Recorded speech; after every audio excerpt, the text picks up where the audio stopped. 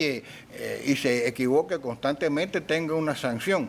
Por ejemplo, aquí hay cortes de apelaciones que el Tribunal Supremo les echa abajo en una forma prácticamente sistemática, cosa que hace, y no hay sanción.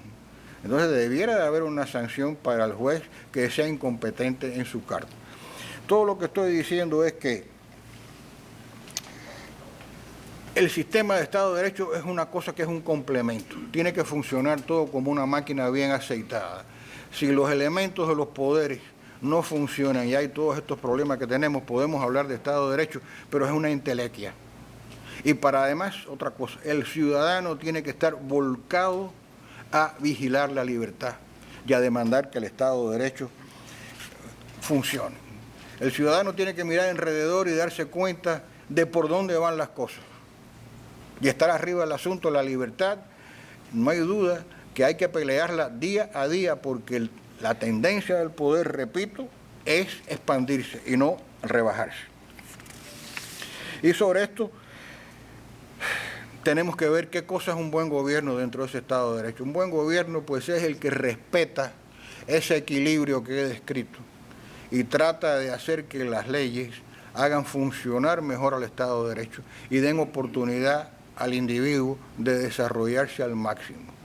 Eso es lo que tiene que hacer un buen gobierno, desarrollar a su población y no poner obstáculos, y no crear más obstáculos. Cuando el gobierno se hipertrofia y está lleno de gentes y de amigos, ¿qué sucede? Que es muy difícil que el Estado funcione.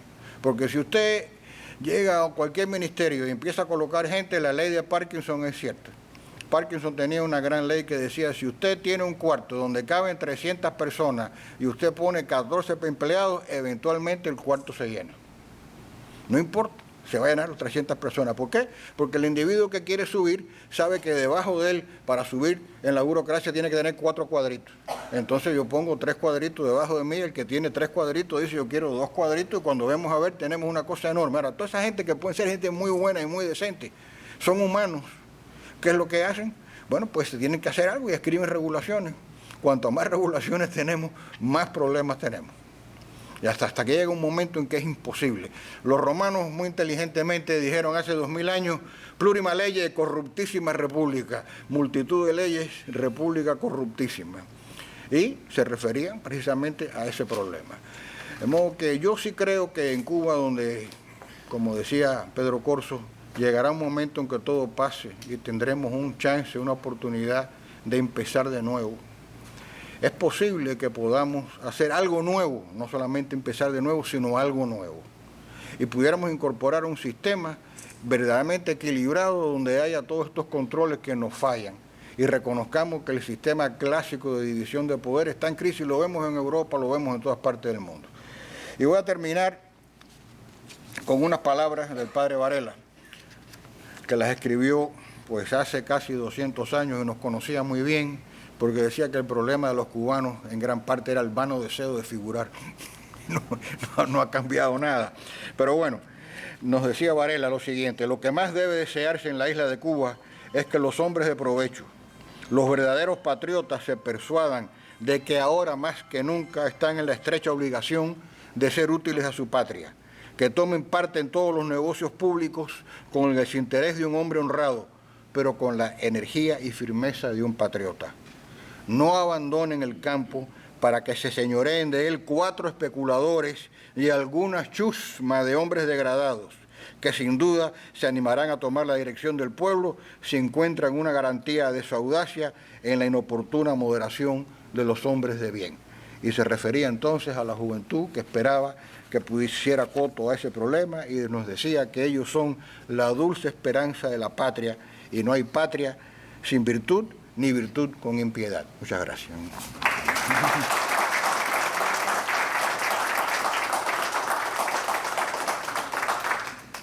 Muy breve.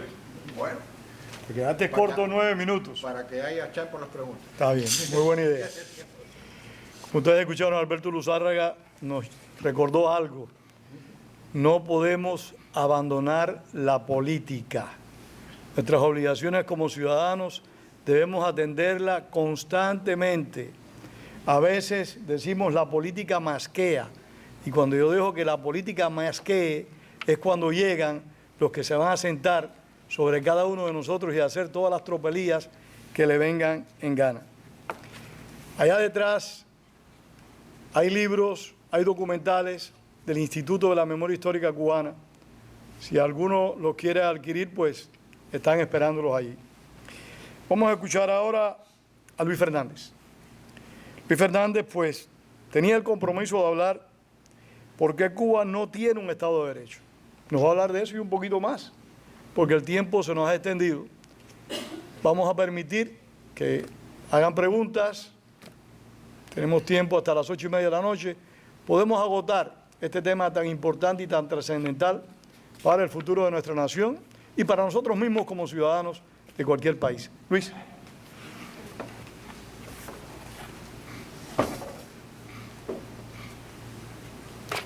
Gracias, Pedro. ¿Me oyen? Voy a apartarme primero un poquito de lo que yo había preparado para tratar de llenar un poquito de tiempo, ya que el pobre Juan aparentemente ha tenido algún problema y estoy seguro que estuviera aquí si no hubiera sido por eso. Oyendo a Alberto, estaba pensando sobre qué constituye el Estado de Derecho. Y para mí tiene que llenar ciertos requisitos. Tiene que haber legalidad, tiene que haber legitimidad, tiene que haber un debido proceso legal y tiene que haber protección de los derechos de los individuos. Consiste en una organización del Estado diseñada para proteger al ciudadano y restringir los poderes del Estado. No es un sistema perfecto, debe ser un sistema perfeccionable. No todos los resultados en un Estado de Derecho van a ser de nuestro agrado. Algunos sí, otros no. Va a haber injusticias. Pero es una organización que trata de crear la probabilidad, la mayor probabilidad de que el resultado sea bueno. Para tratar de en algún sentido llegar a hacer una analogía de lo que dijo Bismarck con respecto a cómo se hacen las leyes, no es tan importante si un chorizo en particular sale bien o mal. Más importante es estar seguro de que el sistema de hacer chorizos sea bueno, porque eso mejora las probabilidades de que los chorizos salgan bien. Fijémonos en la organización del sistema y en los principios que trata de proteger. No siempre en los resultados particulares del sistema. Podemos ir a las decisiones de la Corte Suprema de este país y con algunas vamos a estar de acuerdo, con otras no. Podemos ver los resultados de los tribunales de este país y vamos a ver situaciones como la de O.J. Simpson. Vamos a ver situaciones también con las cuales vamos a estar de acuerdo. Vamos a ver situaciones, vamos a ver decisiones donde vamos a estar de acuerdo con la posición económica que tomó el Tribunal Supremo, otras no. Vamos a estar de acuerdo con algunas leyes que salieron del Congreso, no con otras. Pero lo importante es cómo se hicieron esas leyes, qué legitimidad tienen, cómo llegaron los jueces a esas decisiones, qué legitimidad tiene el juez para adjudicar, qué independencia ejerce. Lo que el Estado de Derecho no es. El Estado de Derecho no es demócrata ni republicano, no es conservador ni liberal o socialista. Y hablo de socialista, de aquellos socialistas que Carlos Alberto Montaner llama vegetarianos. No estoy hablando, como se llama, de sistemas dictatoriales y totalitarios como el de Cuba o como el de Venezuela o como el que hay en Nicaragua. o en algunos otros lugares del mundo, ni estoy hablando de dictaduras de derecha como las hemos visto en otros lugares. No es una tendencia económica, no es una tendencia keynesiana o escuela de Chicago o escuela de Austria. Todos esos son debates políticos, sociales y económicos dentro del Estado de Derecho en una democracia. Para mí, ese es el concepto del Estado de Derecho. Entrando ahora en el tema que yo preparé, vamos a hablar de Cuba y por qué no hay un Estado de Derecho en Cuba. El régimen cubano se quiere presentar ante el mundo como un verdadero Estado de Derecho porque tiene constitución y leyes. Y según sus dirigentes y partidarios, esas reglas del juego se aplican indiscriminadamente a todo ciudadano. Esto, desde mi punto de vista, es una visión no solamente falsa, sino también autoritaria, dictatorial o aún totalitaria. En Occidente, de donde por historia y cultura somos parte, existe un consenso, que pone al individuo y sus derechos como la pieza central del Estado de Derecho. Y para que el individuo y sus derechos sean la pieza central del sistema, tiene que haber un ordenamiento constitucional y jurídico que sea legítimo y que incorpore ciertas aceptadas normas que ayude a garantizarlo. Y digo que ayude a garantizarlo porque tener una legítima constitución y leyes que incorporen las requeridas normas tampoco es suficiente si una masa crítica del pueblo no cree en ellas y no está dispuesto a defender los conceptos que ellas incorporan.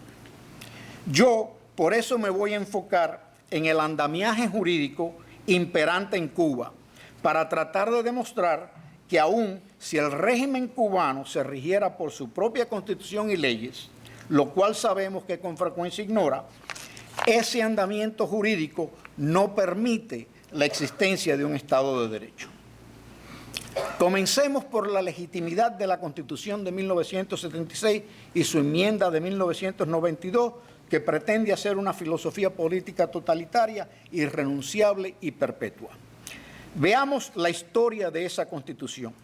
En 1972, el Comité Central del Partido Comunista de Cuba crea una comisión de estudios jurídicos para determinar las bases de una constitución socialista.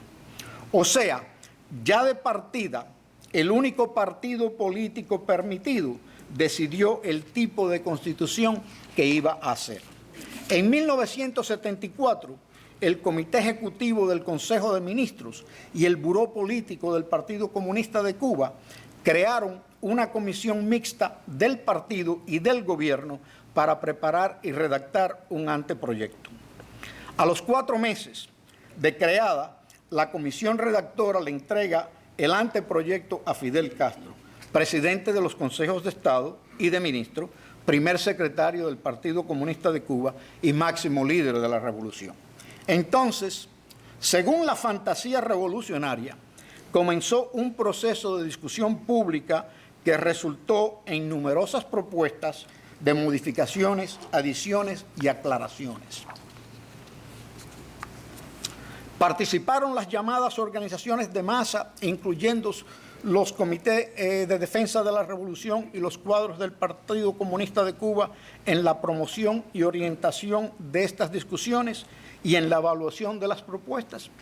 Por supuesto, había otro partido político que presentara otras ideas sobre el tipo de constitución que se le debía presentar al pueblo y sobre su contenido. Por supuesto que no. ¿Tenía alguien que no fuese el régimen y el Partido Comunista de Cuba acceso a medios de comunicación y transporte para efectivamente ofrecerle al pueblo otras ideas y argumentos opuestos a la idea central del proyecto socialista? Por supuesto que no. ¿Se atreverían muchos ciudadanos a no simplemente servir de caja de resonancia a los propósitos de Fidel Castro y su comisión redactora? Por supuesto que no. Fue entonces, dentro de este ambiente bien controlado, que se promulga la Ley de Referendo de 1975, facultando al Consejo de Ministros, controlado por Fidel Castro, a designar una Comisión Nacional de Referéndum encargada de hacer, en comillas, la consulta popular del 15 de febrero de 1976. Por supuesto, esa Comisión Nacional de Referéndum, escogida por el máximo líder, reportó 98% de asistencia al voto y 97% de aprobación por parte de los concurrentes. ¿Y quién se puede creer que entre cubanos o cualquier otro grupo de mortales pueda haber tanta conciencia cívica y coincidencia de opiniones políticas o de cualquier otra índole?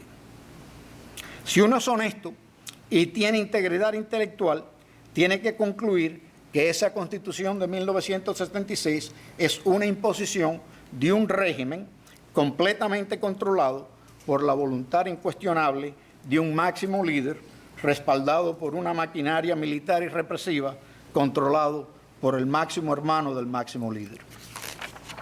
Entonces, ¿dónde está la legitimidad de esa Constitución? Yo no la encuentro. Y si la Constitución no es legítima, el sistema no puede ser legítimo. Y el Estado de Derecho debe brillar por su ausencia. Pero para seguir analizando el tema, supongamos, lo cual yo no admito, que esa Constitución tiene un origen legítimo. Aún así, su propio texto delata la inexistencia del Estado de Derecho en Cuba. Comencemos el análisis con lo que establece la Constitución con respecto a los derechos inalienables del hombre. La Constitución de 1976, con una mano, reconoce derechos civiles y con la otra los niega. Por ejemplo, el artículo 53 dice que la libertad de palabra y prensa, radio, televisión y otros medios de difusión masiva están protegidos porque son propiedad social o estatal no privadas, así que asegura su uso al servicio exclusivo del pueblo trabajador y del interés de la sociedad. Así también tenemos los artículos 59 y 61 que prohíben la aplicación retroactiva de las leyes a menos que sean favorables al reo o que las mismas dispongan lo contrario por razón de interés público, interés social o utilidad pública. ¿Quién determina esto último? ¿A qué instancia independiente se puede apelar cuando el gobierno determina que el interés social o la utilidad pública requieren aplicación retroactiva de la ley penal? Como luego veremos, no existen esos poderes independientes que puedan proteger al ciudadano de decisiones arbitrarias del gobierno. En esa Constitución también tenemos artículos referentes a la protección de la libertad de conciencia y religión, inviolabilidad del domicilio, inviolabilidad de la correspondencia, libertad e inviolabilidad de la persona, confiscación de bienes, presunción de la inocencia, garantías procesales.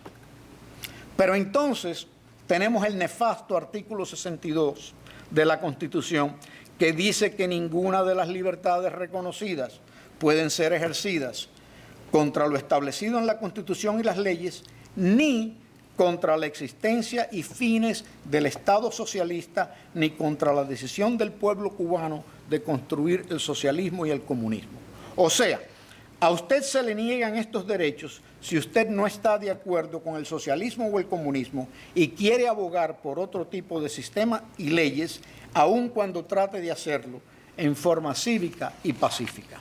Además, si usted piensa que la ley le niega derechos constitucionales, no puede ir a los tribunales o a ningún otro poder independiente. Para que le hagan justicia, pues como veremos, tienen que apelar a los mismos que hicieron la ley que usted impugna.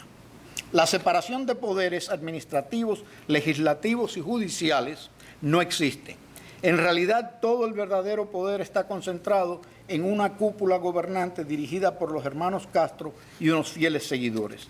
Desde siempre, uno de los hermanos Castro ha sido jefe de Estado y de Gobierno y secretario general del Partido Comunista de Cuba. Recordemos que el jefe de Estado y de Gobierno es el presidente de los consejos de Estado y de ministro, sus atribuciones según el articulado de la Constitución, principalmente el artículo 93, son extensísimas. Recordemos que esos consejos de ministros y de Estado reúnen funciones legislativas, administrativas y judiciales. Entre las facultades del Consejo de Estado se encuentran interpretar la Constitución, decidir sobre la constitucionalidad de las leyes, suspender disposiciones del Consejo de Ministros que ellos estimen no se ajusten a la Constitución, impartir instrucciones al Tribunal Supremo Popular y al Fiscal General de la República. Es aquí en el Consejo de Estado donde en realidad está todo el poder. Para repetir y recalcar, no hay poder judicial independiente. La función judicial está a cargo del Tribunal Supremo Popular, que dentro del articulado de la Constitución no está calificado como un órgano superior del Estado. La Constitución establece que es simplemente una función judicial en un sistema de órganos estatales estructurado con independencia funcional, pero subordinado jerárquicamente a la Asamblea Nacional del Poder Popular y al Consejo de Estado. Y ya hemos visto cómo la Constitución faculta al Consejo de Estado para dar instrucciones al Tribunal Supremo Popular y decidir sobre la constitucionalidad de las leyes. O sea, en realidad, los tribunales no tienen ni siquiera una independencia funcional. Eso es solo una pantalla. El sistema judicial queda bien amarrado a las decisiones de la cúpula del poder que concentra toda